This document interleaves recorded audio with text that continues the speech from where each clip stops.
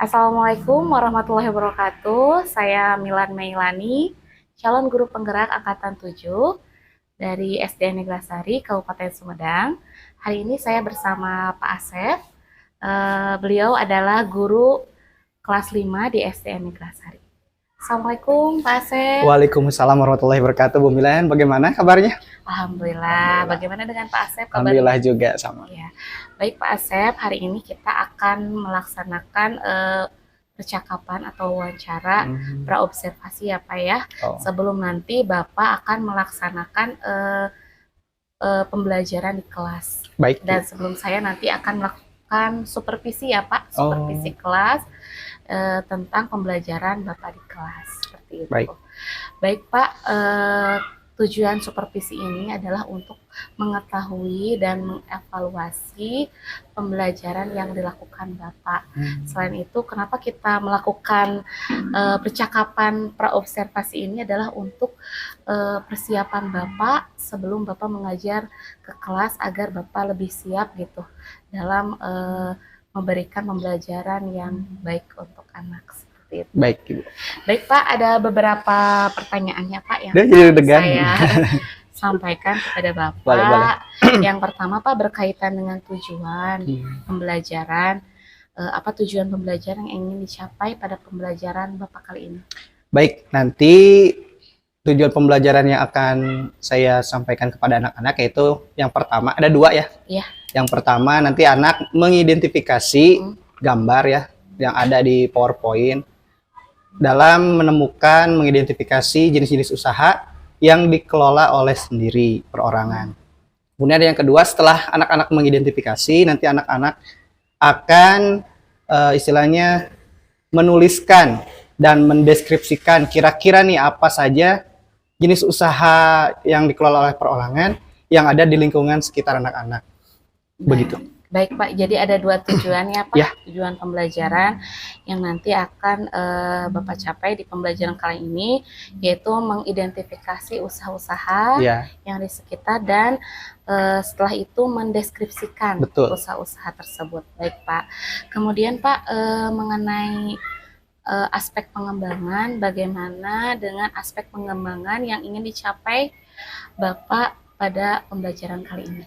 Baik, kebetulan dalam pembelajaran kali ini aspek yang ditonjolkan ya seperti itu ada dua. Yang pertama yaitu aspek keterampilan anak, kemudian yang kedua adalah aspek kognitifnya atau pengetahuan si anak tersebut begitu. Ya, jadi area atau aspek pengembangan yang ingin dicapai Bapak ada dua ya Pak ya? Dua. Yang pertama adalah aspek pengetahuan, yang kedua adalah aspek keterampilan. Selanjutnya Pak, mengenai rancangan pembelajarannya yang akan Bapak terapkan di pembelajaran Bapak nanti gitu ya, dilihat dari strategi pembelajarannya, kemudian metode pembelajarannya dan model pembelajarannya bagaimana Pak? Baik, untuk strategi pembelajaran sendiri nanti saya akan menggunakan diferensiasi yang diintegrasikan dengan KSE atau keterampilan sosial emosional seperti itu pembelajaran. Karena kan tidak mungkin anak hanya belajar satu aja gitu kan. Jadi harus apa istilahnya? Harus menyeluruh lah. Betul sekali. Holistik seperti itu. Jadi anak nanti belajar tidak hanya melulu baca buku, tapi harus ada tayangan video, tayangan gambar, dan sebagainya seperti itu. Ya, berarti beragam ya Pak ya? Ya, insya Allah. Sesuai dengan kebutuhan. Luar biasa sekali Pak Asep. Selanjutnya Pak, tadi kan mengenai media pembelajaran. Bagaimana nih mengenai media pembelajaran yang akan Bapak digunakan di kelas? Baik. Saja. Oh, tadi sebelumnya ada yang terlupa ya? Iya, boleh. Pendekatannya. Oh iya. Pendekatannya saya akan menggunakan pendekatan saintifik. Karena nanti kan hanya melihat gambar, kemudian videonya juga video pembelajaran tentang wisata yang ada di sekitar Sumedang seperti itu. Jadi anak akan mendeskripsikan nih apa kira-kira usaha yang ada di Kabupaten Sumedang ini seperti itu. Nah, untuk yang selanjutnya itu mengenai medianya.